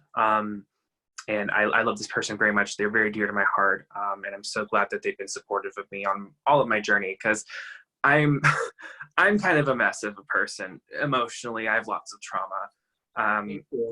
Yeah, but it's, you know, it's just so hard. And I want to see people have this opportunity, because this is a fucking art form. This is an expression of your innermost self in a way that so many creative platforms don't even do. They don't even have the ability to explore that, because you're not using an external medium, you're using the medium of yourself, literally yourself as a canvas. And I just want to see that validated more. Absolutely, babe. And I think you're doing that, and you're going to make these major changes, especially with the things that I think you're going to do. Now, with that said, will you tell me what this last year's journey in drag has meant to you so far? It's meant a lot to me, because I kind of had internal projections just based on, like, as I said, I've worked professionally in the business world, of how, if I market myself and what I can do, where I'd be at. And according to my own projections I did, just based on market research, I wouldn't be where I am for 2.5 years. Wow. So for another 2.5 years, I would have finally been to where I somehow ended up.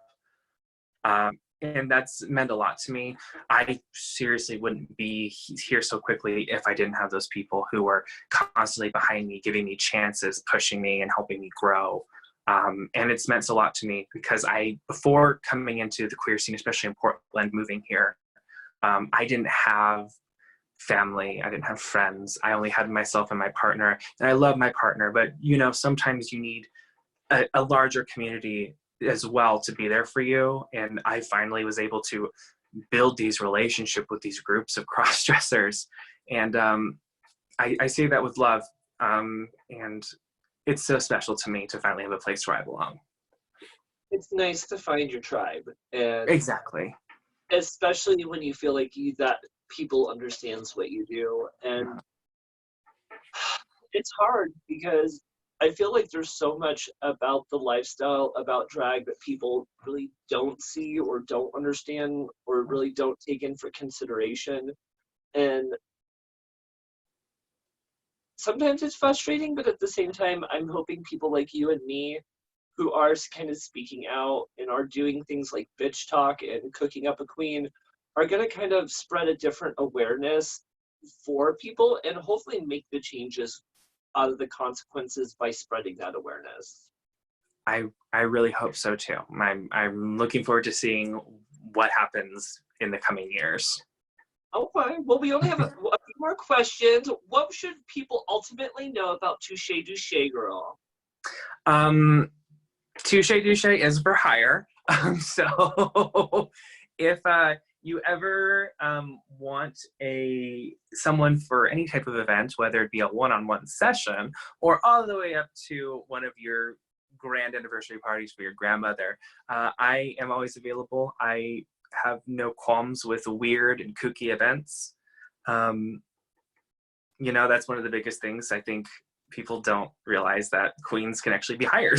Like, you can contact us and we'll talk to you and you can pay us. That's a big thing I want people to know about me. But another quintessential thing is I will make out with you if I am intoxicated, especially if you have a beard. Someone give this bitch a drink. No, dear, this isn't a beard. You're good. The beard is usually here and you're fine. Well, girl, you haven't seen my husband. He has a red beard. Oh, don't let me see your husband.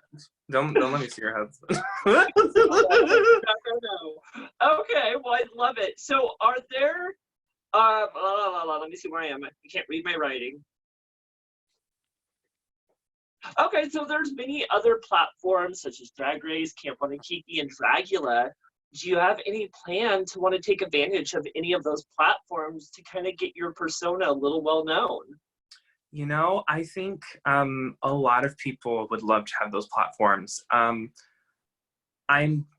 blessed to have people who are pushing me to explore these options. I don't want to, you know, go into a lot of details around them, but I would love to be able to bring touche to a larger audience, to find more of those weirdos who love this weird, dry, whimsical woman with feet she rented from Canada and a lacrosse stick, you know?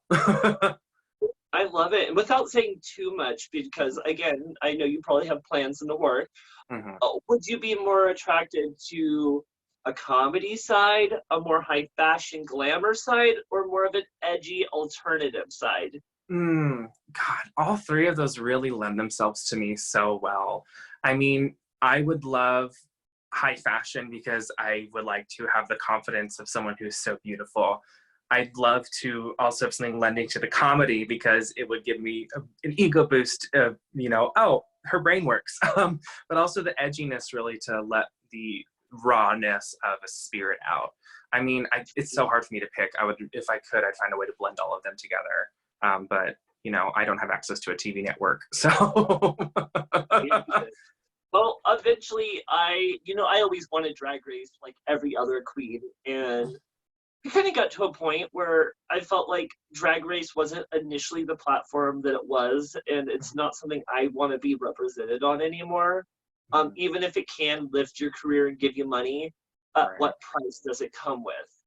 And Yeah. with that said, I kind of wouldn't mind kind of focusing on something more like Camp Wanakiki, where there's more of a rawness about it. There's a lot of pure emotion that goes into those shows. I kind of love that the hosts, like the Sugar Baker twins and Camp Counselor Ruthie, are very genuine and Yeah. very like what you see is what you get with them.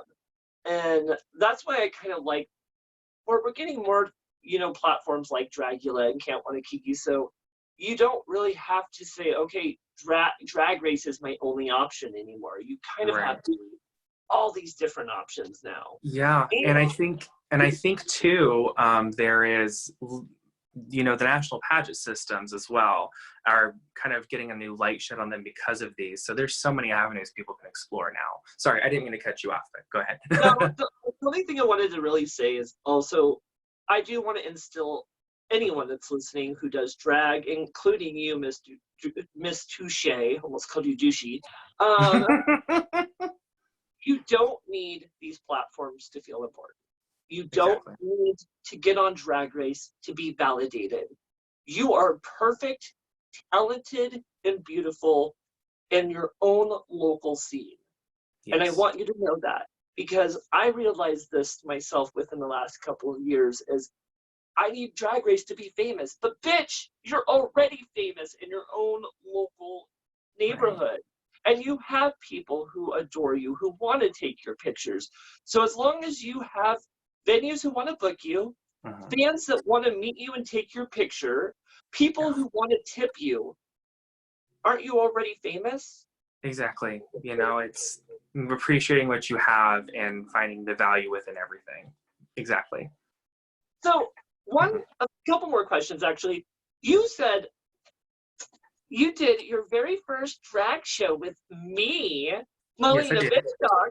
Do you have any kind of first impressions or crazy stories about meeting me? Goodness. I don't have any crazy stories, but I was like, wow, she has got her shit together. She knows what she's doing, and she has these fucking people eating out of the palm of her hand because you were owning that room. And I was like, oh, she is everything. I just, because you had this confidence about you. And I'm like, gosh, that's something that you can't just learn. You have to have that and build it within yourself. And that was so alluring. And I really loved that from you. Thank you.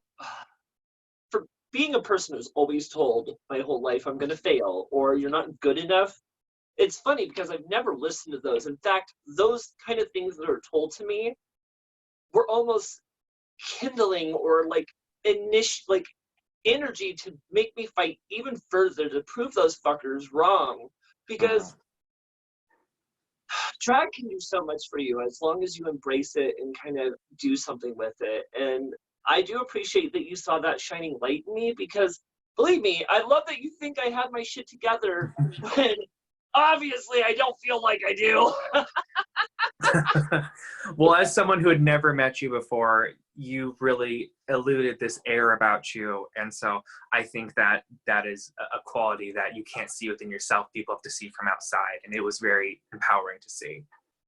Thank you, baby. Now, one last question before we go into our games. Mm-hmm. What did you think about your experience on Bitch Talk with Bitchcock? I will be leaving a Yelp review. I felt like the service was like, 3 out of 5, just because my food didn't come out in time. I've been waiting here for like goddamn an hour and I still haven't had my fish sticks. Like, Honey, what's this is with a that? talk show, not a fucking restaurant. No, I really have enjoyed myself. I would hoped to get on this sooner. I know we talked about me doing like one of your very first episodes, but it's been my part. I've been trying to find ways to get on here. And I'm so glad we finally were able to find the time and you were able to get me in. And I am truly grateful that you allowed me to talk with you. Absolutely, bitch. The struggle is fucking real. You have every right to call my ass out for getting the struggle of getting you on this show, because it was my struggle. You asked me and I said, let me get back to you. And it took me a month and a half. So that was my bad. Well, I'm happy you're finally here, because again, I really hope this gives us an opportunity to get closer, because I really like you. I think you are a fun and nice queen, and I hope we get plenty of opportunities to work with each other in the future, because, bitch, you're talented, you're fabulous, and as far as I can tell, you're not a fucking cunt like most of the others.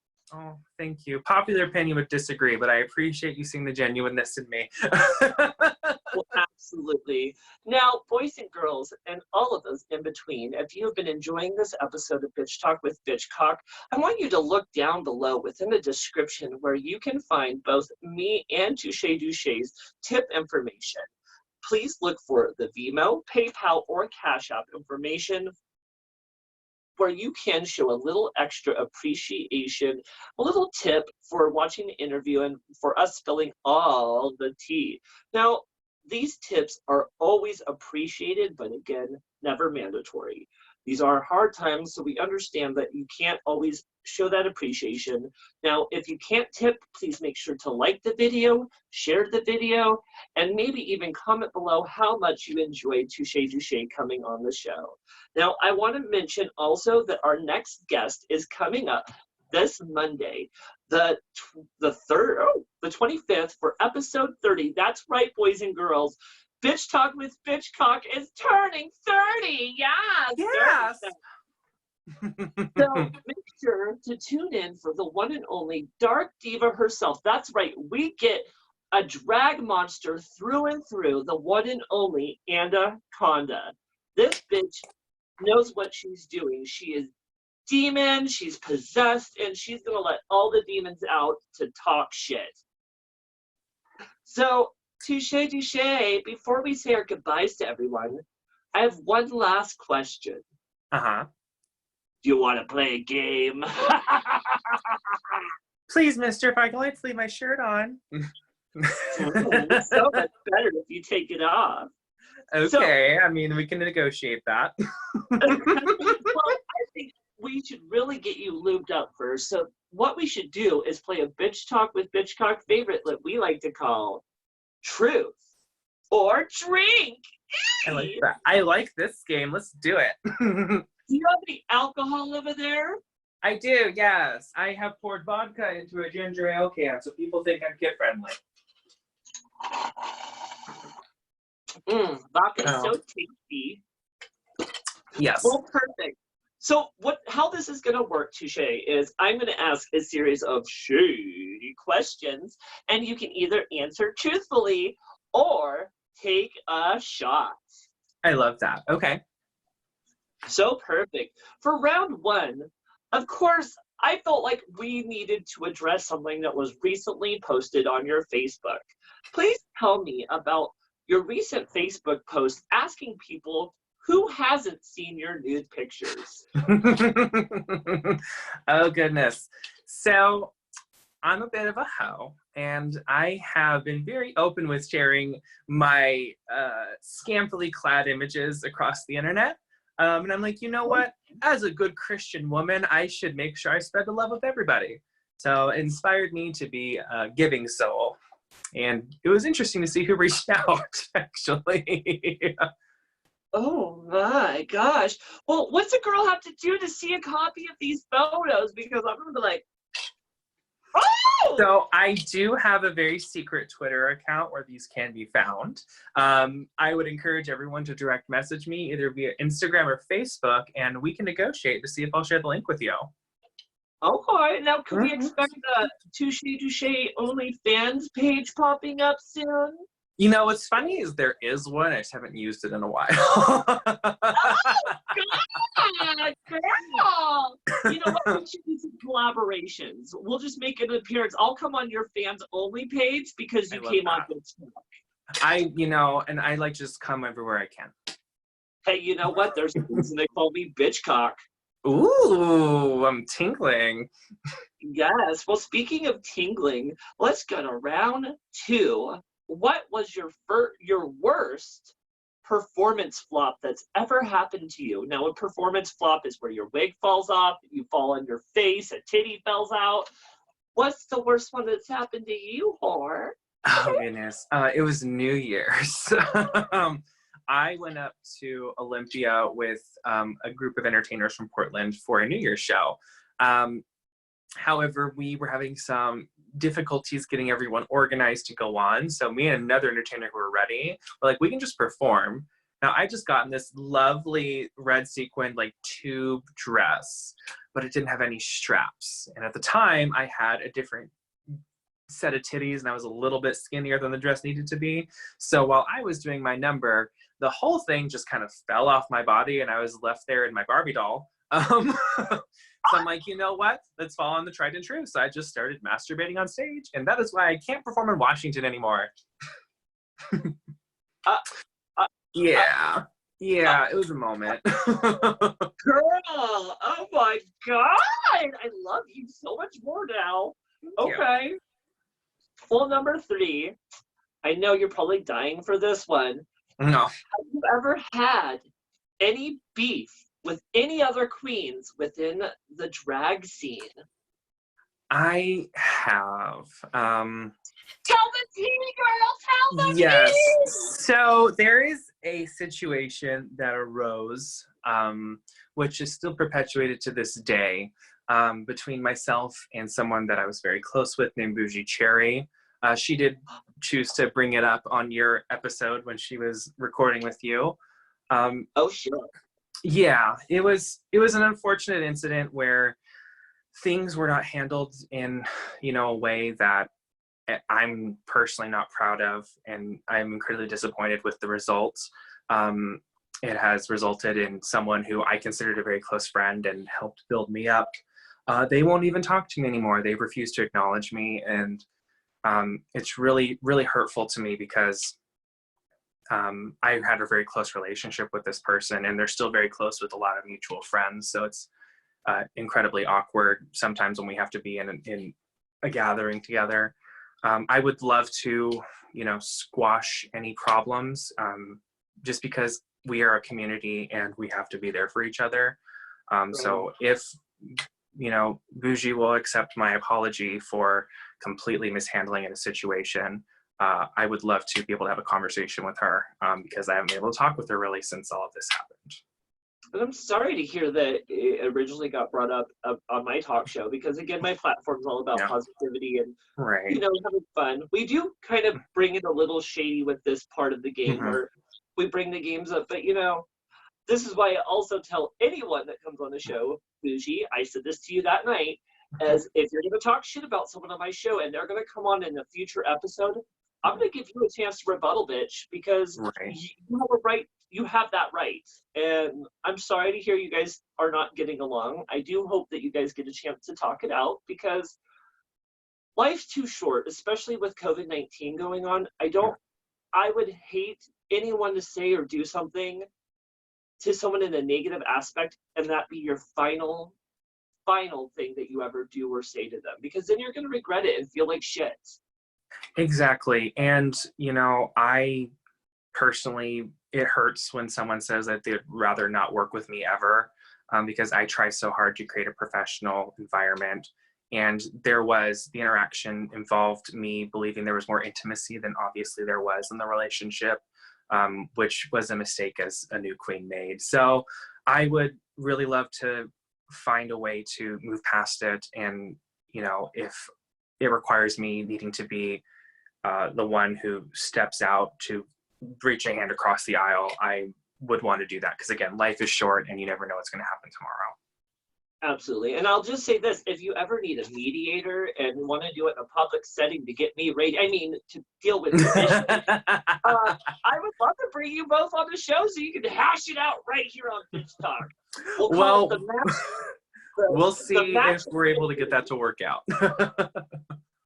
Well, no problem. I'm mostly teasing. Mostly. Well, yep.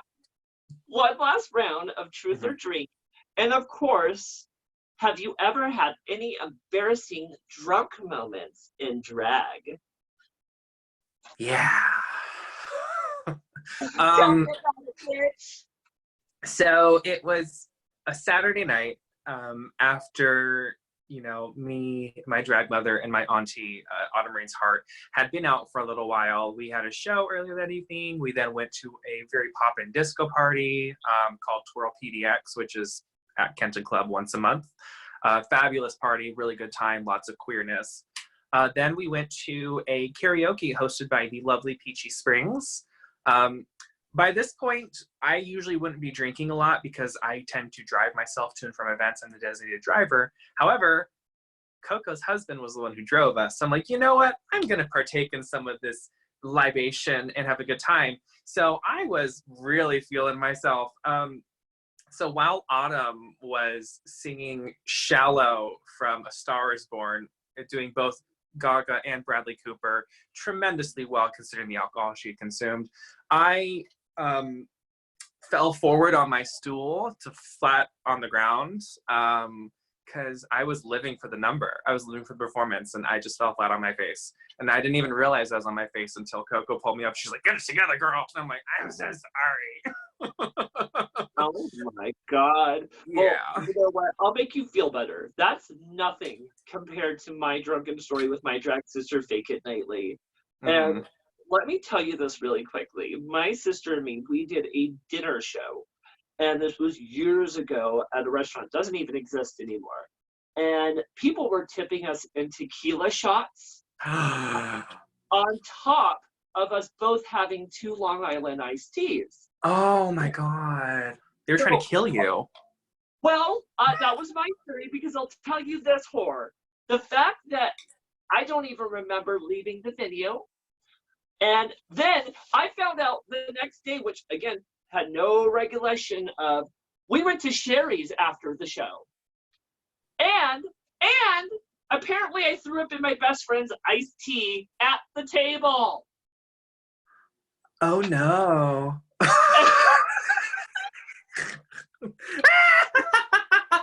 Even touching my own shit on the show. I love embarrassing stories. Oh, I love that. I love that for you. It's an appropriate time for that response. So perfect. Well, we have one more game that I wanted to get out of the way.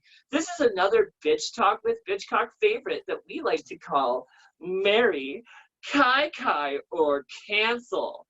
And how this will work is I'm going to name 3 names to you. And out of those 3 names, I want you to pick who you would marry, who you would Kai Kai, and whose shows you want to cancel completely. Okay, I'm ready.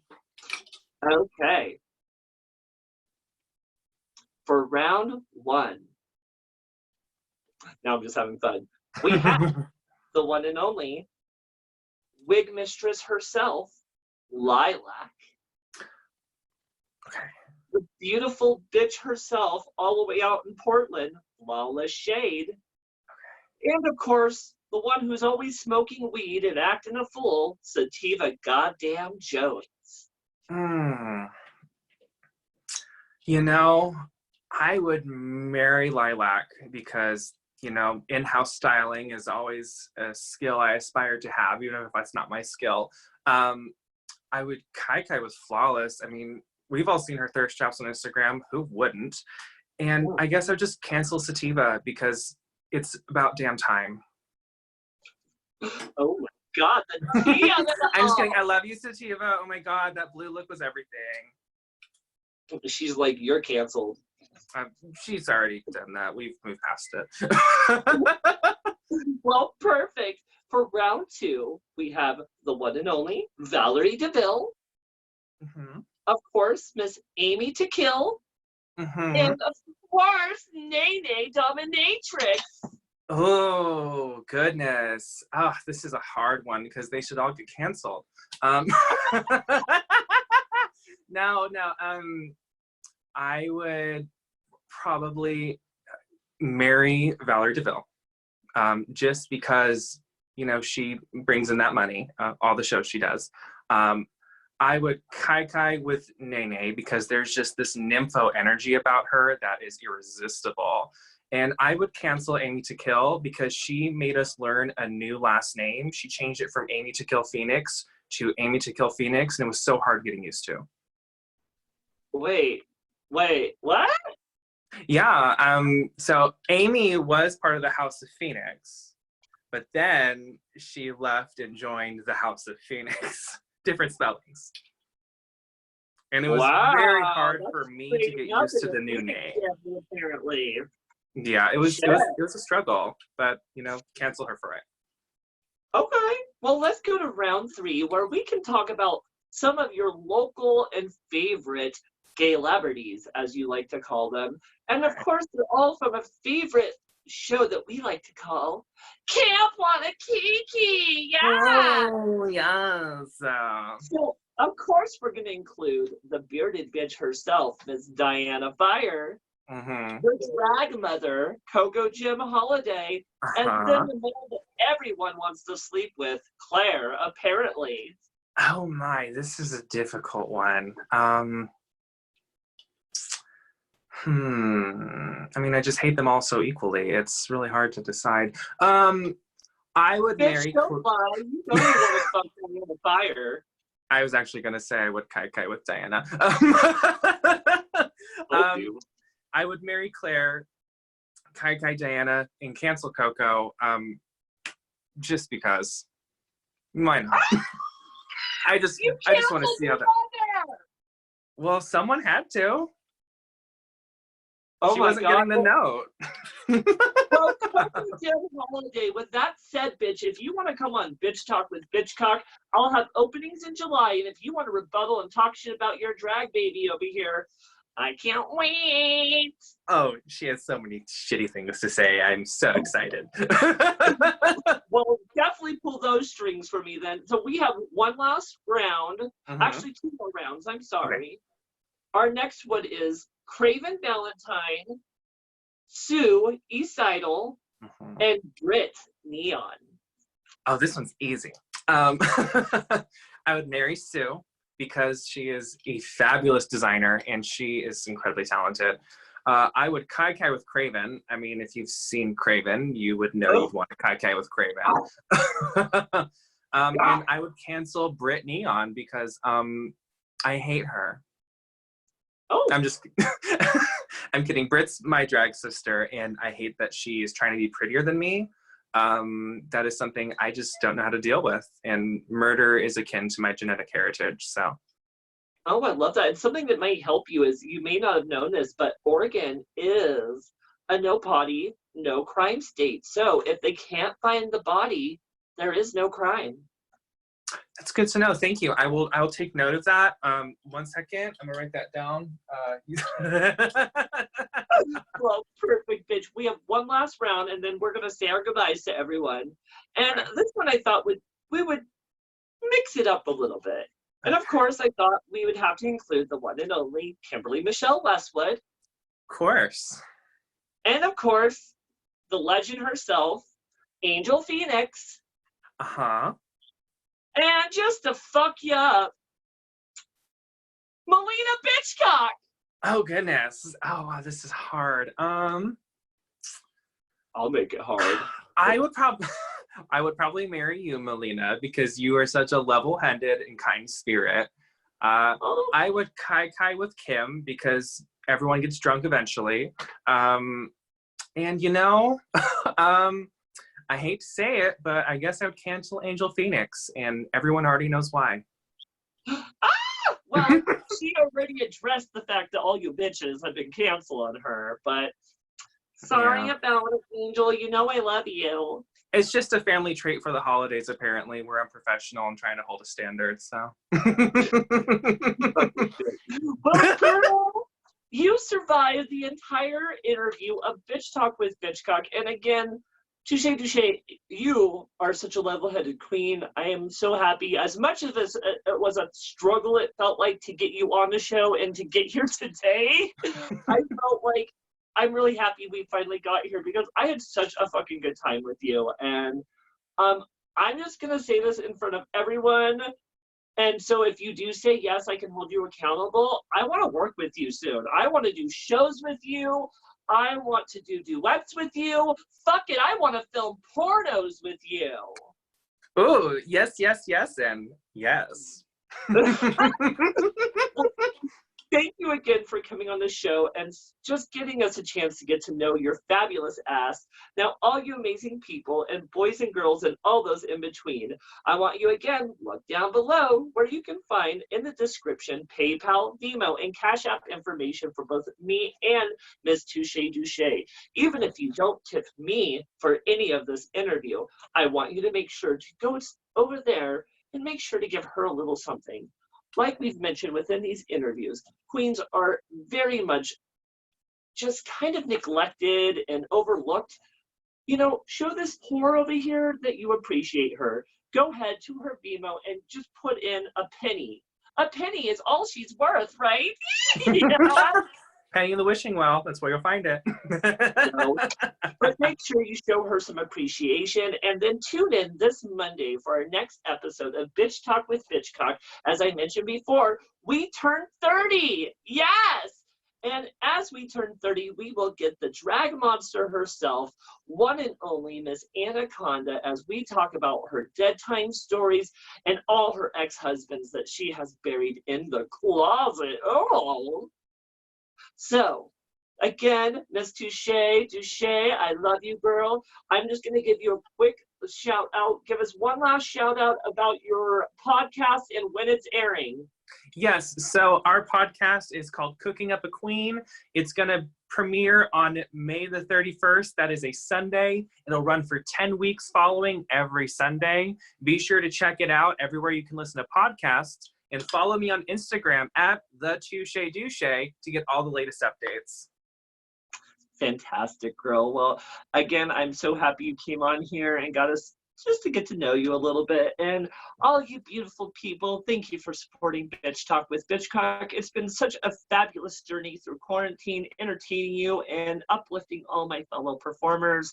I love you so much, and I hope you love the Bitchcock upgrade. Yes. Thank you.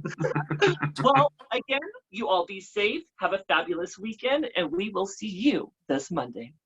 Bye, y'all. Bye.